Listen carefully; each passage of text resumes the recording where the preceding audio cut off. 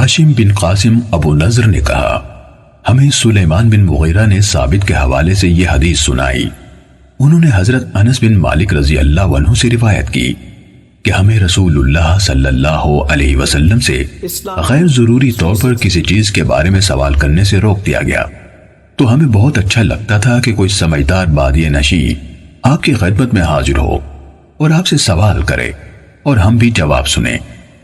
چنانچہ ایک بدوی آیا اور کہنے لگا اے محمد صلی اللہ علیہ وسلم، آپ کا قاصد ہمارے پاس آیا تھا، اس نے ہم سے کہا کہ آپ فرماتے ہیں اللہ تعالیٰ نے آپ کو رسول بنا کر بھیجا ہے۔ آپ نے فرمایا اس نے سچ کہا۔ اس نے پوچھا آسمان کس نے بنایا ہے؟ آپ نے جواب دیا اللہ نے۔ اس نے کہا زمین کس نے بنائی؟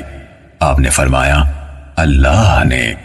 اس نے سوال کیا یہ پہاڑ کس نے گاڑے ہیں اور ان میں جو کچھ رکھا ہے کس نے رکھا ہے؟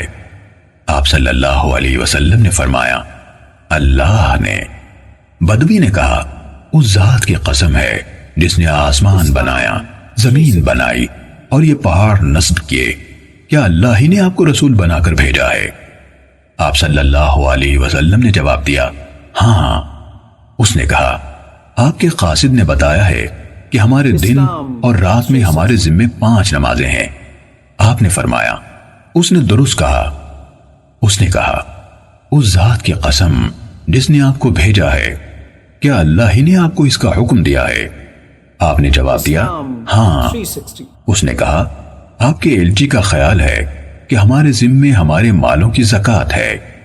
آپ نے فرمایا اس نے سچ کہا۔ بدوی نے کہا اس ذات کی قسم جس نے آپ کو رسول بنایا، کیا اللہ ہی نے آپ کو یہ حکم دیا ہے؟ آپ نے جواب دیا ہاں۔ اعرابی نے کہا آپ کے الچی کا خیال ہے کہ ہمارے سال میں ہمارے ذمے ماہ رمضان کے روزے ہیں۔ آپ نے فرمایا اس نے صحیح کہا۔ اس نے کہا اس ذات کی قسم جس نے آپ کو بھیجا ہے، کیا اللہ ہی نے آپ کو اس کا حکم دیا ہے؟ آپ صلی اللہ علیہ وسلم نے فرمایا ہاں۔ وہ کہنے لگا آپ کے بھیجے ہوئے قاصد کا خیال ہے کہ ہم پر بیت اللہ کا حج فرض ہے، اس شخص پر جو اس کے راستے کو طے کرنے کی استطاعت رکھتا ہو۔ آپ صلی اللہ علیہ وسلم نے فرمایا اس نے سچ کہا۔ حضرت انس رضی اللہ عنہ نے کہا پھر وہ واپس چل پڑا اور چلتے چلتے کہا اس ذات کی قسم جس نے آپ کو حق کے ساتھ بھیجا ہے، میں ان پر کوئی اضافہ کروں گا نہ ان میں کوئی کمی کروں گا۔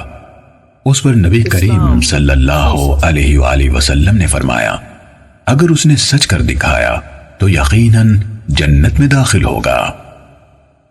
صحیح مسلم حدیث نمبر 102۔